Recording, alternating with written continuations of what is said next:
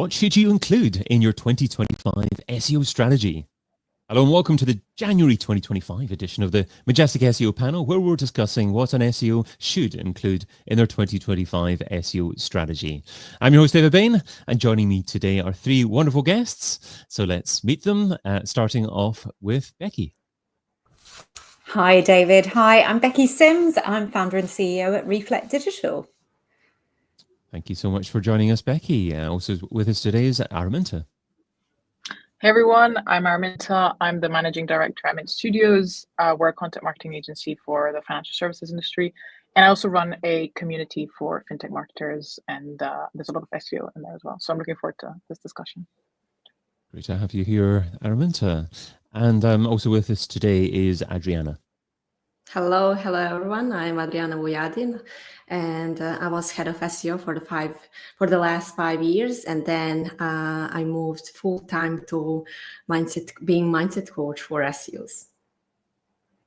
Mindset coach for SEOs. Superb stuff. Thank you for joining us, Adrijana. So let's get straight into the core question. I've got a few people watching live there. Brazil, Happy New Year to all. Happy New Year to everyone watching live and anyone listening, of course, to the podcast. It's available as a podcast where probably the majority of people will actually consume this content on. But if you're live with us now, that's a bonus point to you. Becky, shall we start off with you? So what should SEOs include in their 2025 SEO strategy? Definitely happy to chat about this one. So I'm gonna lose the prize for being the first person to say AI, but looking at it from a slightly different angle. What we're trying to do at the moment with our clients is try to look at what search behavior is going to be doing and how people are changing their search behavior with it's been happening for years, and we've already been looking at it, thinking about how people move to social to search for things, for example, that previously would have always been on Google. But actually you have our Gen Zers that are turning to TikTok to look for their advice and to look for information. But actually with the rise of AI, we've got a plethora already, but we're going to have even more options. There's more tools dropping on the market all the time. And it's starting to understand how your customer will search in the future and what they will do on your traditional search engines like Google. And therefore, when it comes to traditional SEO, what that will look like, and therefore where you should focus your efforts. But actually what searches might move away from Google, and is there a way in your strategy to capitalize on that? And is there going to be new ways to optimize? Or would it be things that you need to be doing on social platforms, or will it be through AI? I don't know. I don't have all the answers, but it's being aware of it and aware that things are changing. I'll give you a good example. I was on holiday a couple of months ago, and we were in Miami, and we had one day in Miami before traveling on. So I started on Google and I did my search for 24 hours in Miami, what should I do? And I got these blog posts that were the traditional way that people would have done SEO, and they were interesting blog posts, but they weren't personalized to me. So I was kind of going, well, I like a bit of that one. Oh, that's not very me. Oh, I'll read this one. And then I thought, well, hold on, I'm going to just give ChatGPT a go. And I'm going to say, I've got 24 hours in Miami. I love food. We want to be outside. We want to, put all my criteria. And I got the perfect plan. And that was the plan I went to use.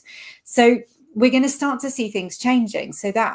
And it's not, we're not going to be able to stop it necessarily. Like, humans are going to change differently depending on your audience as well. Probably my parents' age, they're maybe not going to be as up for doing that and changing in that direction.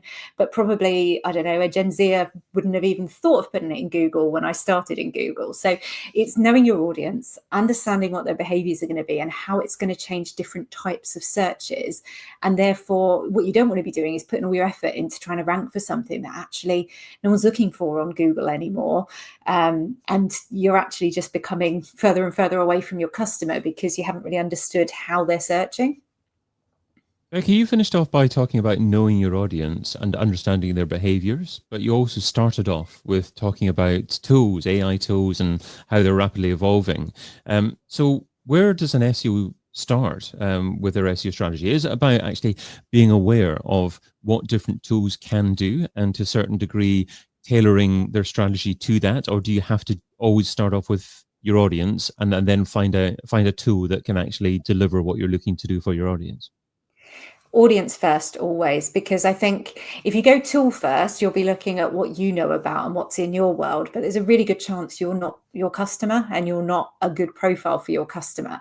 So you need to start audience first, and you might have different audience groups as well. You might be a business that sells products to all different ages and has different types of products that suit different age ranges, or different interests, and they might buy for different reasons. So it's trying to understand, because again, it's not demographically driven, isn't always the route to go. It's thinking about what's the driver, why does someone buy what they buy, what are they looking for, and trying to understand who they are, and then starting to understand and actually start to talk to them and look at how, especially when we're talking about something that's going to keep changing. So how it is today is not likely to be how it is in 6 months' time, in 12 months' time, etc. I think the key for SEOs and maybe for the wider business that they sit in is to think, how are we going to keep on top of this changing? Like, how can we get a pulse on our customers and be able to see as it changes and get this live information? Because we can see some stuff from the platforms and data by just knowing how many searches are happening, etc. But how can we almost have a forum of customers that we can be getting this from regularly, so we can chart as it changes and make sure we're moving with our customers and not just sticking with what we think is the right thing. Andy Simpson saying in the chat, morning all, David, I've got your book here. I just had to find some time to sit down and read it. It's a big chunky volume. If anyone hasn't seen it, it's the majestic SEO in 2025, SEOin2025.com. So that's just out just now, obviously. Thanks for the mention there, Andy, and good to see you online live. Becky, just sticking with you for one more second. How do you go about then, if you've defined your audience and what their behaviors are, of selecting the tool that is most likely to match their needs? I mean, you mentioned ChatGPT there as well. Is ChatGPT something that you should optimize for every audience, or there's more likely to be a certain type of audience that skews to use that particular tool? Yeah, I think that's part of what you need to find out from your customers. So as you're learning more about what it is that they're interested in and what their motivations are, it's where are they hanging out online? Where is it they're turning to? Because again, if you just assume, okay, cool, so they've said AI, great, I'll go ChatGPT, you could be completely wrong. And all of these platforms are still so new and they're changing. And actually what's trendy today might not be trendy in 3 months' time, 6 months' time. So we need to hear from them. So that kind of customer journey mapping piece of where do they spend their time online? Where are the opportunities to influence? Where do they want to be influenced as well? And where do they want to just be left alone to do their own thing? And again, the more you can understand that about your customer, the more that you can find the right spots to appear and how to build that journey, and be in the right place at the right time with the right message is obviously the ideal that we're trying to get for. Araminta, what should SEOs include in their 2025 SEO strategy? Yeah, I agree with everything that Becky said. And I would just add that also, don't forget that a lot of these tools are based on Google, right? And so this is why a lot of SEO is still very relevant in today's world, because if you want to appear a lot on ChatGPT, Perplexity, etc., you need to be also appearing high on Google as well. So still very interlinked with AI tools. So I think that's why it's very interesting to see how that further develops. But yeah, so to answer your question, I think there's 3 kind of key things for SEOs to look at in 2025. The first one I would say is content is more important now than ever. That content stands out, that content is well written. You know, we're being inundated with AI content, and it's very generic. It's maybe giving the user what they're looking for, but only like someone who's looking for high level information. And so in 2025, SEOs that want to not just rank well, but also bring in more readers, more prospects, and therefore more customers, need to really focus on creating content that is written at the level of the reader. And that means basing your content in our world on interviews with experts, or bringing in the experts wherever that's possible. Because that's something that AI still can't do very well. And I don't know how or when it will be able to, but creating content that is, you know, written for the level of the reader, that is technical when necessary, that goes into a level of detail that an AI content can't do, I think that's going to be more important than ever in 2020. The other thing I would say is with AI overviews and the way that search is changing, I wrote a LinkedIn post about this today, but I would say top of the funnel content is perhaps less important this year, because someone who's just looking for what is XYZ, that AI overview will probably satisfy that question, and they're less likely to go and click through to other websites. And so I would say it depends a little bit on the website and on the authority of the website. But in general, I would say most companies or most SEOs are better off focusing on middle or bottom of the funnel content, where that reader is really looking for more in-depth information, and just 2 or 3 sentences at the top isn't going to satisfy that. In my world of financial technology, financial services, someone who's looking for a payment provider, that's a very complex decision that cannot be solved with just a one AI generated article. Is someone, they're going to want to read multiple in-depth articles, videos, podcasts. They're going to do their research. And this is the kind of content, again, that we want to be focusing on and ranking for in 2025. And then finally, I think one very interesting thing that Becky brought up was attribution, right? So if people are starting their search process in ChatGPT, how can we attribute a conversion to ChatGPT to maybe content?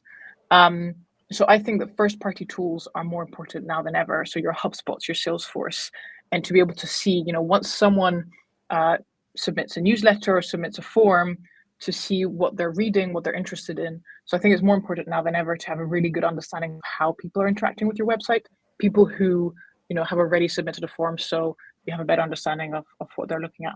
So yeah, I think attribution is going to be a very interesting one over the next few years. People are saying it's going to be, we've moved away from a world of digital marketing where it's really easy to track everything, and maybe now we're moving to a world where attribution is harder, and I'm very curious to see what that looks like. But yeah, definitely it's going to be an interesting year, and I'm excited to see what will happen in the upcoming months. A lot to think about there. Going back to the first topic that you mentioned there, Araminta, subject matter experts. How do you determine who is the ideal subject matter expert, and how do you determine what questions to ask them? So, I mean, I'd start with the topic. What are you writing about?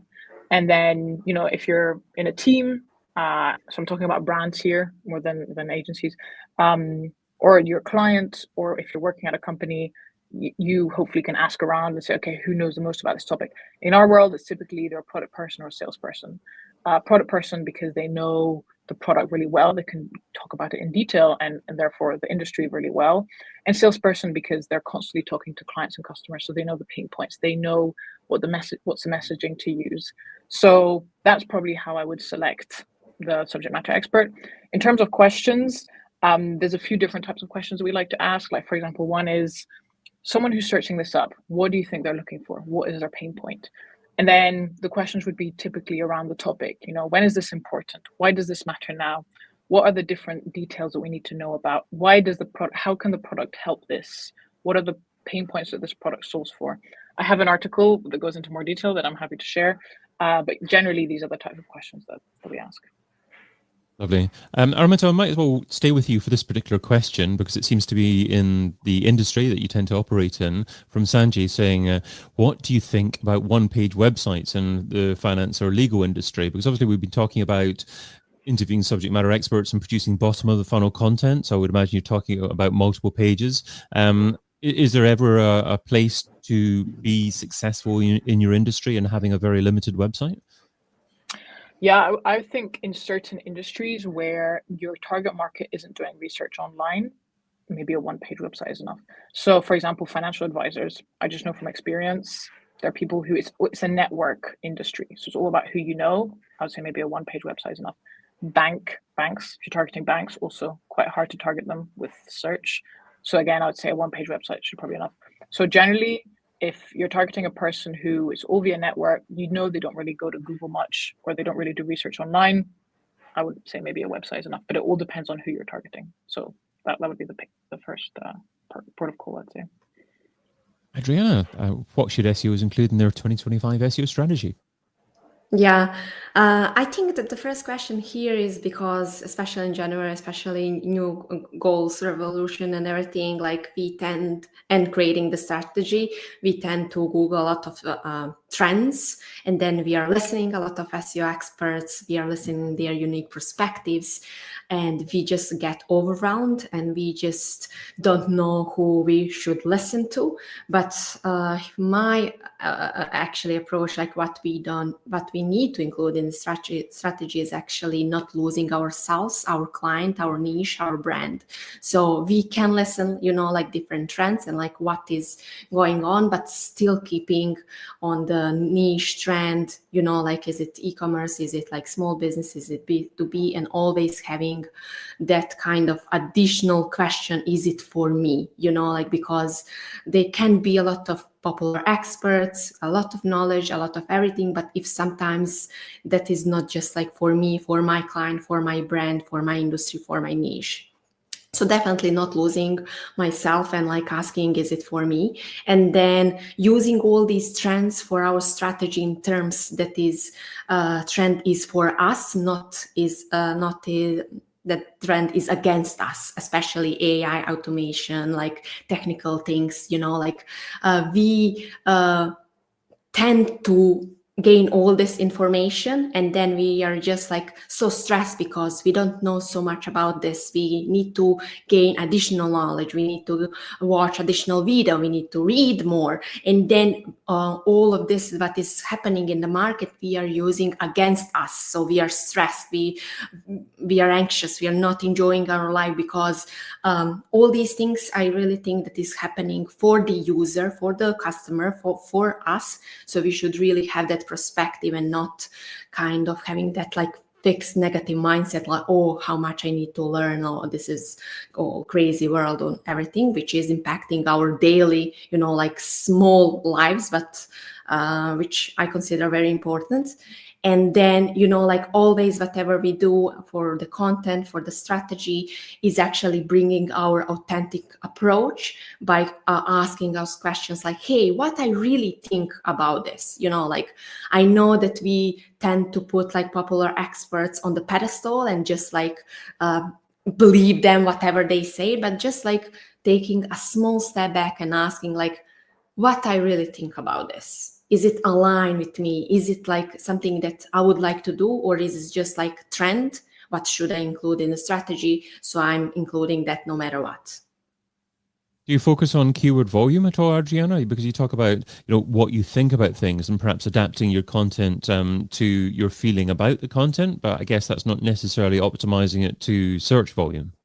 Mm-hmm. Yeah, I think like a keyword volume is becoming less and less important, because I really strongly agree with what Araminta said about not creating like tofu content as much, because in this world where we are having just like small attention, we really need to help user to make decision as soon as possible. So the questions, what if it's not working anymore, we really need to help as soon as possible, like how we can help the user by making like the content that is really helping for him to make decision as soon as possible. If it's like buy the product, and we always know that like the customer, when they are looking for the solution is actually to buy the thing, like when they buy, they will get help. So if we are just using our insecurities to overwhelm them by all information, to overwhelm them like by everything what we need to put on the page, we are not helping them, we are helping our insecurities to follow all these SEO rules, to follow all these SEO guidelines. But in the end of the day, we are not helping our company, we are not helping our user, we are not helping ourselves. To really distinct like what's there for the user and what is our insecurity putting on the page on the content itself. And when you're talking about changes in trends, Adrijana, are you talking about changes in technology, changes in user behavior in terms of how they go about research and finding what you have to offer, so using different platforms? Or are you talking about changes in trends in a particular marketplace, what people are talking about from a subject matter perspective? I think the base of everything that you mentioned is the technology, because technology is dictating the trends on the market, and trends how customers is behaving, and also the technology is bringing all these consequences and like new things. But again, if we are just like following technology and trends blindly, we are just like not going in the good direction, because we can see our feelings are coming not so nicely, and I think the bringing us to ourselves is actually what is kind of like the fight with the technology, and like what technology is bringing to us. Lovely. Okay, and talking about different technology and trends, Becky, you also talk about what's happening on other channels to inform your SEO strategy. So how do you go about researching what's happening on other channels, and how does that impact your SEO strategy? So I guess you start again from a customer perspective of understanding what they say they're doing. So finding out. So typically, if we were doing a customer journey mapping exercise, we'd look to get a mixture of quantitative and qualitative data. So we'd look to find some people that are the ideal customer profile for the audience persona we're looking at, to do some interviews so we can actually ask them some questions. But we know that it is easy to bias people. It's interesting, the journey we've been on, I don't know, the last 6-7 years at Reflect, bringing in behavioral science into what we do. I never used to realize how easy it was to bias people in the questions we ask, and that we just naturally end up doing it, not even meaning to have done it, just how we ask questions if you're not tuned in and aware.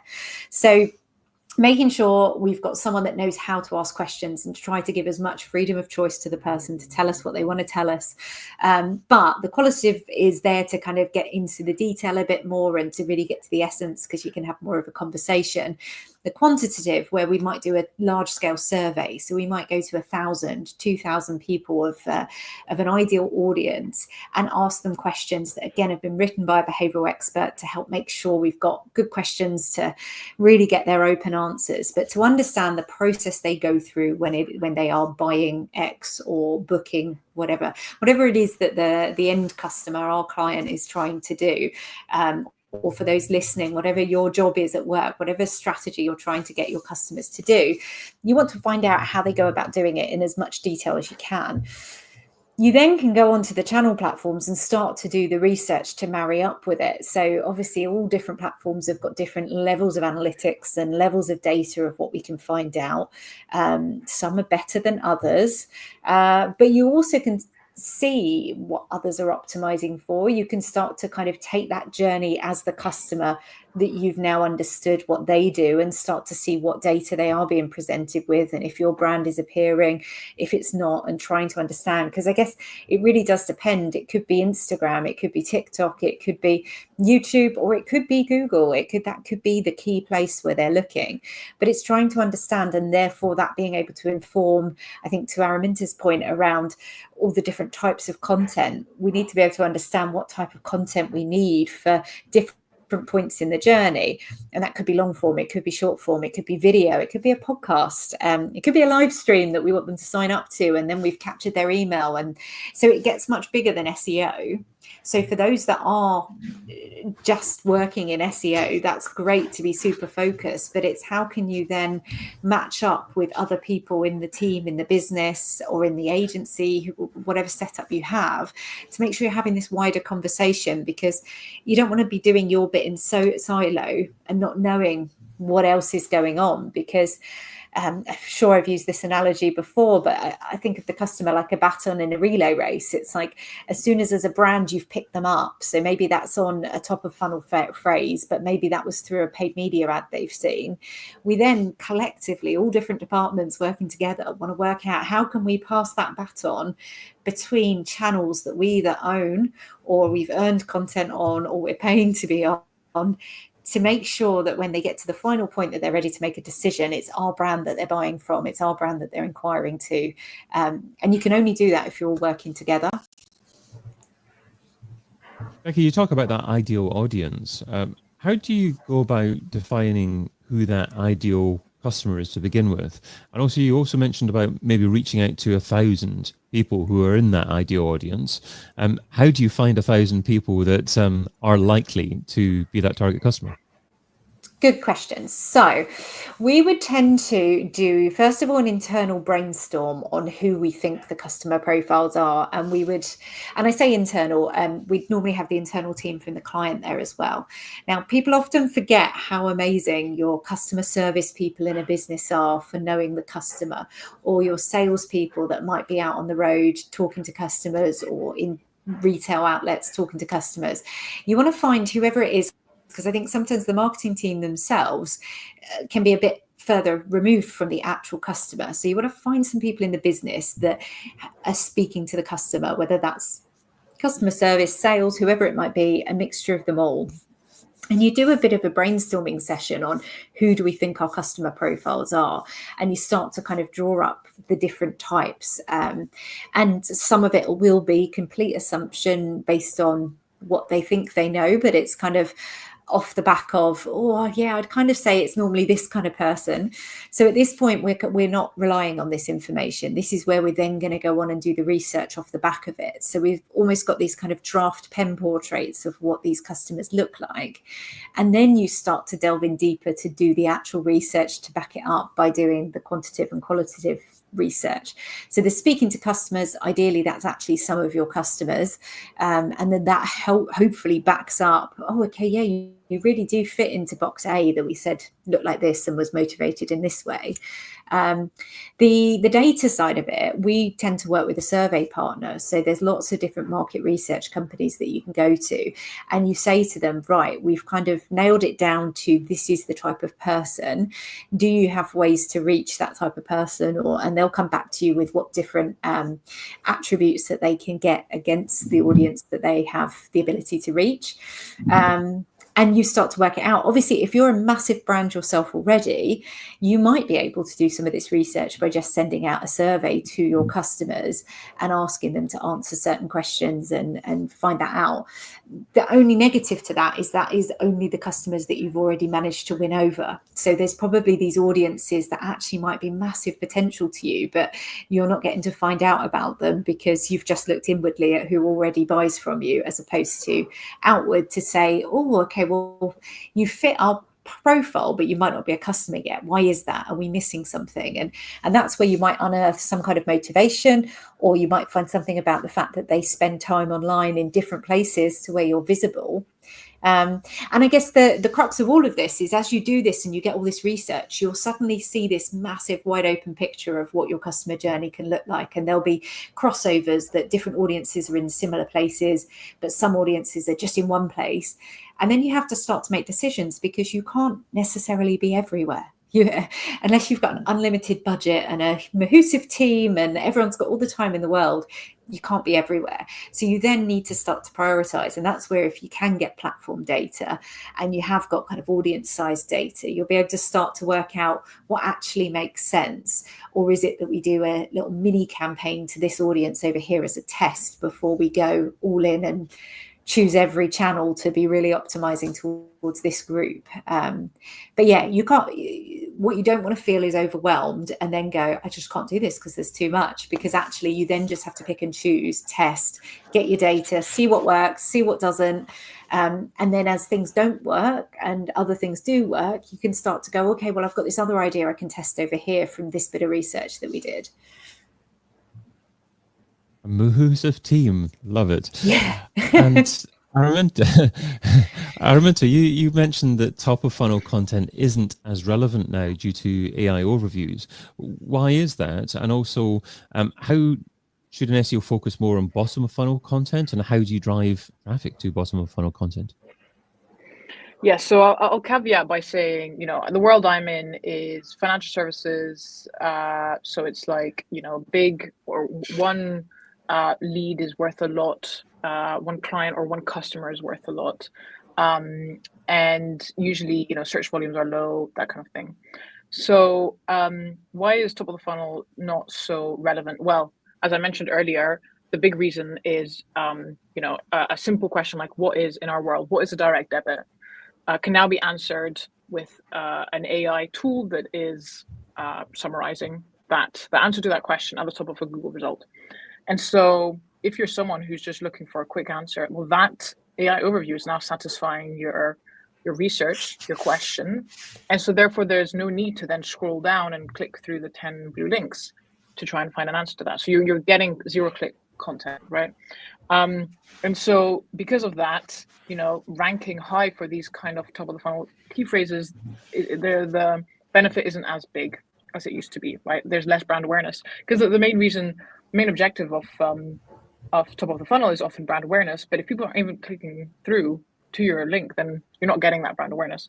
So that's why I think we're seeing a really interesting trend where more SEOs and content marketers are focusing on the middle and the bottom of the funnel. And although there are still AI overviews for these terms as well, as I said, when you're like at the bottom of the funnel, you're looking to buy a solution. And in my world, for example, you're looking to work with a payment provider. That's a really complex business decision that cannot be answered with an AI overview in just a few sentences. And so that person, you know, a head of payments that's doing research, they're going to click through multiple different links. They're going to read, they're going to probably listen to some podcasts, watch some videos. They're going to do in-depth research. And so in that case, it makes a lot more sense to then rank high for those buying keywords, the bottom of the funnel. Also, that content, because they're making a buying decision, the content has to be really well written. You know, it has to be technical. It has to include the right information. AI cannot create, like, trust me, we've been experimenting, we've been testing a lot. It cannot create the quality necessary to help a buyer make a decision. And so that's why I'm seeing a big trend where more and more SEOs and content marketers are focusing on the bottom of the funnel, the middle of the funnel, because that's where they can really stand out. That's where really content matters a lot. High quality content also matters a lot. So yeah, that's what I'm seeing, and that's why I would say top of the funnel is not as important. Understood. Adrijana, you also mentioned talking about incorporating personality, authentic perspectives, and energy into the client's strategy. How do you go about methodically doing that? Is that something that you just have to see what you've got available in terms of different personalities within the business, or do you go about determining what the personality of a brand should be and trying to match everyone's content according to that personality? Mm-hmm. I think the answer after we are researching about trends, and for example, Becky mentioned a great example, like we can target everyone. So and we don't need to target everyone. And when it comes to Araminta, also saying like, we can target people who are already very close to buy. So we should do that. Like we shouldn't educate people about what it is, you know, like, because in this world we have enough people who are ready to buy now. So why we are not helping them immediately? Then when it comes to these trends and when it comes to content, we are getting so much information out there regarding like technical content, PR, and we are just like gaining this information and trying to execute them. But like what we are missing is actually alignment. Is it for our company? Is it for even like, is it alignment for us? Because in the most of cases, I'm seeing like when SEOs are in the burnout, what they do is not align with their values, you know, like, so we are constantly trying to do something that is not good for us and something that we are not okay with.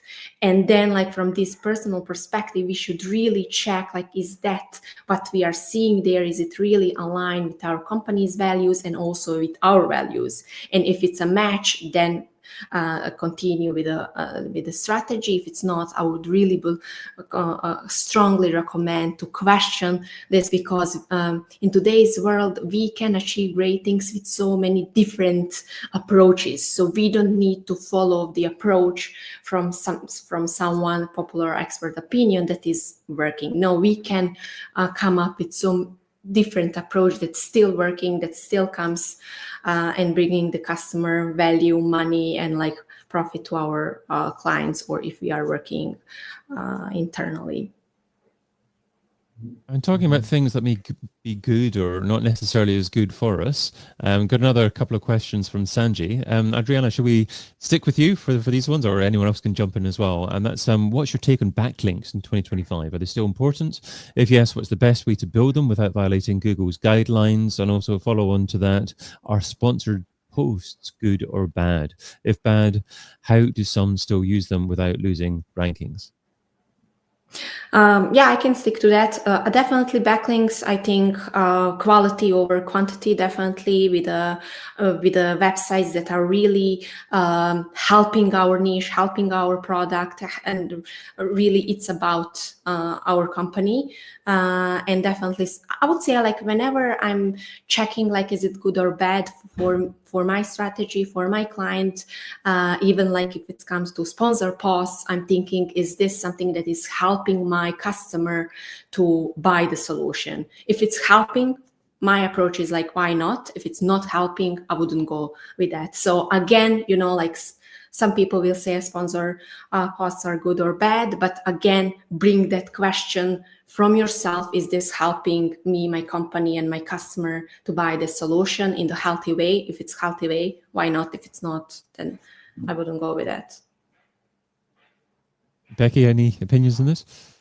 Yeah, I agree. I think backlinks still have a massive place within an SEO strategy, but actually it's bigger than that, because what it is your PR strategy. It's your digital PR strategy. So it's really thinking about, again, if I come back to my customer journey piece, part of what, when you understand your customers, you'll start to find is that there's particular types of websites that they visit to go and see news, etc. And then they become your targets for digital PR, because they're ones that not only is it great to have the backlink, but it's great because your customers are hanging out on that website, looking for content, interested in what they're seeing.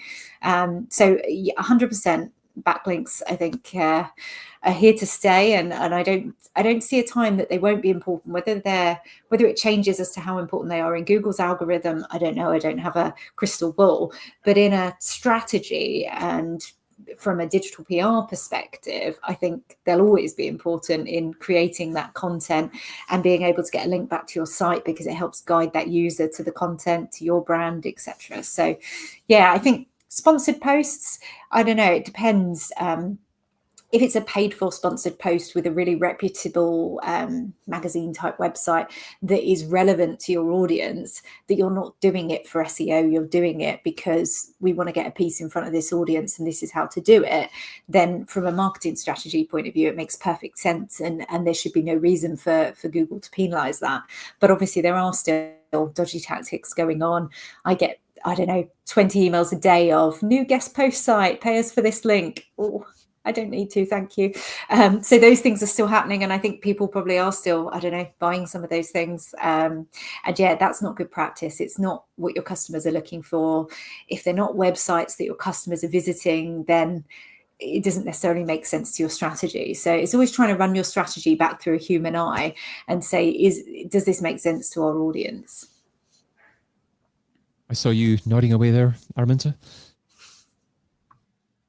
Yeah, I wouldn't add anything, to be honest. I think both of my fellow panelists have answered it perfectly. But yeah, backlinks are definitely still important. And I think the best strategy, if possible, is to create a really a strong piece of content that will then attract backlinks. I don't know, you call it organic link building, or whatever you want to call it. But yeah, that seems to be the best one at the moment, which is like creating a really good piece of content, maybe featuring a few people, and then organically this is then linked to by other websites. So yeah, that's definitely the best one, I think. Can we get a quick thought or two on when to amend, when to hone your SEO strategy? I mean, we're talking about it as if it's an SEO strategy to set for 2025, but I would imagine most strategies are relatively fluid. So is it right to look at what we're doing on a monthly basis, quarterly basis, and how often and how much do we tweak what we're doing? Becky? I'd suggest having an annual rolling strategy, but that is quarterly you look at in detail. Like monthly, you should be doing your reporting and you should have your plans of what you're doing. But on a quarterly basis, you do that kind of bigger performance check to go, so what happened that quarter? Did we complete everything we wanted to? Have the results come to what we hoped they would? And then we start to decide, definitely, are we sticking with what we thought we were going to do this next quarter, or do we need to make some tweaks and changes? And then annually, you can do bigger research around customers, but then throughout the year, you might do smaller pulse projects or look at research you can get from channels to back up what it is that you're looking at. But yeah, I'd say annual, but quarterly is your stick or twist moment. And monthly is, no, we're in it, we've committed to what we're doing, unless it's at that quarter point. Adriana, would you like to add something to that? Yeah, I completely agree with Becky. And also we just need to pay attention, like, are we sticking with the tactics without paying attention? Like, is it aligned with the strategy? And like, because we stick to the tactics, like I would say, like, too long, experimenting different issues, technical clients, not implementing, going back and forth, like with the development and everything. And then we are stuck in the tactics, not seeing a bigger picture, not seeing like even new ideas about what's going on, how we can implement different things, because again, like, we can achieve things by so many different approaches. So if it's one thing is not working, let's switch fast to another thing, because we can get results in a different way. Okay, so quite nimble then. Araminta, how often do you like to revisit a strategy? Yeah, I agree with everyone. We like to, well, we keep a close eye on things on a monthly basis typically, because things can move quite quickly. And because we're focused on bottom of the funnel, we're focused on lead gen. Every month we look at all the new leads that have come in, the new contacts, trying to understand what happened, what worked, what didn't work. And that is really good information for then, okay, what are the topics that we want to focus on? Because we only focus on like content marketing, bottom of the funnel, it's very specific. We're able to be nimble and every month check on that. I think if you're obviously talking about multiple different channels, multiple different activities, then quarterly basis makes a lot of sense. But we like to do things on a monthly basis, just because it really helps to understand what's working and what isn't. And then the next month we can even be more specific, more honed in. Lovely. So we've talked a lot about what we should be incorporating in our 2025 SEO strategies.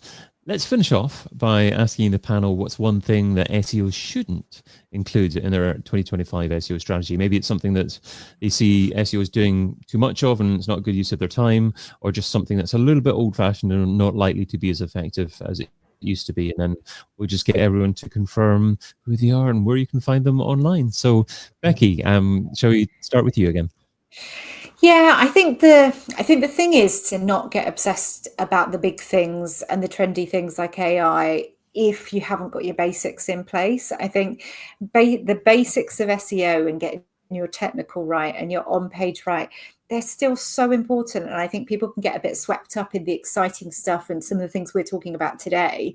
But none of that's going to be effective enough unless your basics are right. So you've got to get that bit right and be really strong and comfortable that you're in a good place before you get overexcited onto the good things. Superb. And where can people find you online, Becky? You can find me on LinkedIn is probably the best place. So you just search Becky Simms, you'll find me on there, or our website is reflectdigital.co.uk. Lovely stuff. Adriana, what's one thing that SEO shouldn't include in their 2025 SEO strategy? Yeah, I think one thing is not including everything at once. So especially in these months, January, February, when we are a little bit with higher energy and like too enthusiastic, so let's do everything at once because we are so motivated. So we really need to pay attention, like where we are focusing these things, and like especially trends, and especially in the strategy, let's be grounded, and like let's see like what is really aligned with our customers, as Becky mentioned a lot of times, where they are, where we can find them, like let's be very, very focused on the strategy and not be overwhelmed by everything and like be over the place. Great thoughts. And where can people find you, Adriana? Yeah, the same, LinkedIn and YouTube. So if mindset coaching is something that is interested in you, find me on LinkedIn. Lovely. And Araminta, what's something that SEO shouldn't include in their 2025 strategy? So I don't know if this phrasing works quite well in terms of shouldn't include, but what I would like to say is what I often see happen is SEOs and marketing, as Becky mentioned previously, are often too far away from like the customers that are coming in every day or every month. And so I think this year it's more important than ever to get into the CRM. Like if you're an agency or a freelancer and it's your client, ask them if you can have access to their HubSpot or to the CRM that they use, and every month go through the form submissions. Like what is it the questions that the prospects are asking? What are people asking? What are they how did the deal go forward? Why was it qualified? What was it not qualified? Because these insights, which are qualitative, right? They're all about just understanding the customer. They have consistently brought in the best content ideas for us because they're coming directly from the people who are the prospects, the people who are looking to buy the solution. And I think that now more than ever, it's super important to have that close connection with your target customer, your prospects. And even if you're the SEO or the market or an agency and you're not fully inside the brand, I think that asking to get inside the CRM, asking to be closer to the target customer can only be more helpful because it helps you really understand where the people are hanging out, where your target customers are hanging out, and what how they're researching and what topic ideas they care about. So that's what I would say Lovely. is So important. So essentially stop conducting your own independent keyword research and talk to your clients and actually get access to their internal systems and base the content suggestions that you have on what the audience is actually interacting with as well as your own keyword research. I think, yeah, as well as your own keyword research. I wouldn't say stop it completely, but yeah, stop only doing that. Do that as well as getting into the CRM, I would say. And where can people find you, Araminta? You can find me on LinkedIn at Araminta Robertson and or on our website, mintcopywritingstudios.com. I've been your host, David Bain, and you've been listening to the Majestic SEO panel. If you want to join us live next time, sign up at majestic.com/webinars. And of course, check out the brand new podcast video and book series over at SEOin2025.com. Bye-bye for now.